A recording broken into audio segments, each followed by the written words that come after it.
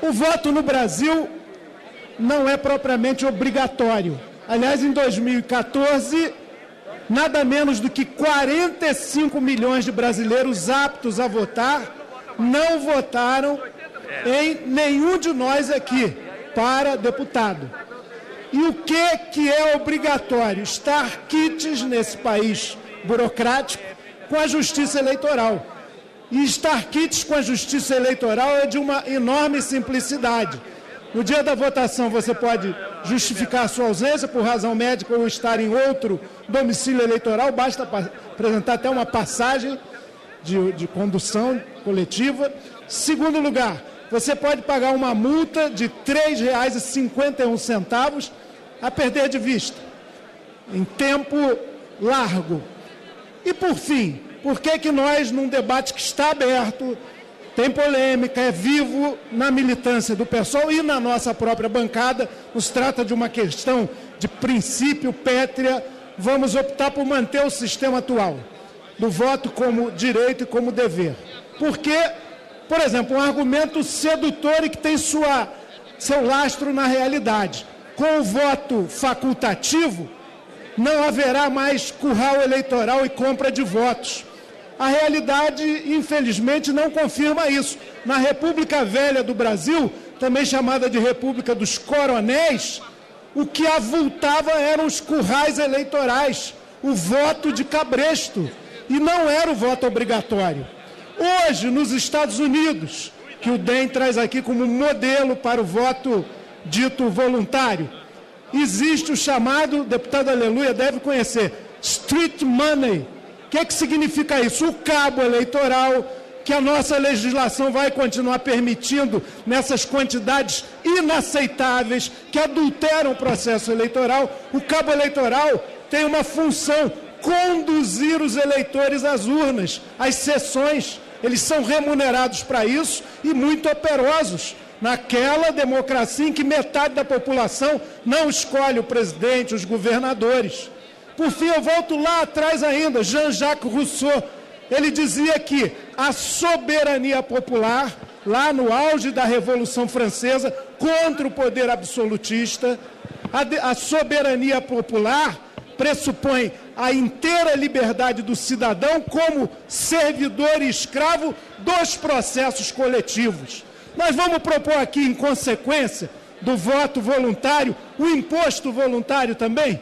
É uma boa ideia, mas vamos deixar isso, não pagar o imposto ou não votar, para a saudável desobediência civil de quem quiser contestar o sistema como um todo. Até lá, ressalvando que o debate é vivo na bancada, não temos uma posição consolidada e cristalizada, é melhor manter o sistema como está. Até porque a experiência dos países que são, de fato, maioria no mundo, de voto facultativo, reduz significativamente a participação das maiorias e consolida um grupo no poder, em geral, de mais força econômica. Então, é claro, toda obrigação é incômoda, toda obrigação é antipática. Nós não queremos chamar o voto de obrigatório, mas a escolha, inclusive, de anular o voto, votar em branco, não comparecer, ninguém vai ser preso por causa disso, nem ir à falência por causa disso, ela deriva de um compromisso com a comunidade. Homem algum é uma ilha, perdoem essa frase tão batida, e isso significa compromisso político, escolha. A luta pela democracia no Brasil levou muito tempo, teve gente que deu a sua própria vida para conseguir o direito de votar. O que tem um aspecto libertário, eu participo se quiser, eu voto se quiser, eu não quero ter nenhuma obrigação, pouco na linha de alguns que falam assim, o uso do cinto de segurança, por exemplo, não devia ser permitido. Milor Fernandes, aliás, defendia isso. Eu fumo onde eu quiser. O voto, que, repito, ele não é compulsório de maneira absoluta, ele é um compromisso com a comunidade em que você vive. Estamos falando de um voto conquistado a duras penas, num sistema plural que devemos garantir. a existência, inclusive com direito a apresentar suas propostas na televisão, no rádio, nos grandes meios de comunicação, concessão pública, para todos os partidos, todas as legendas, quantas forem. E isso significa estimular a cidadania política da nossa população. Portanto, face à maturidade do processo democrático brasileiro, ainda por se consolidar, e diante desse elemento do voto como direito e como dever, nós queremos insistir nesse argumento. É melhor manter o sistema eleitoral como ele está. O eleitor que estiver desencantado totalmente com a política, ele não comparece, se justifica, paga aquela multa irrisória e a vida segue. Agora, o nosso dever...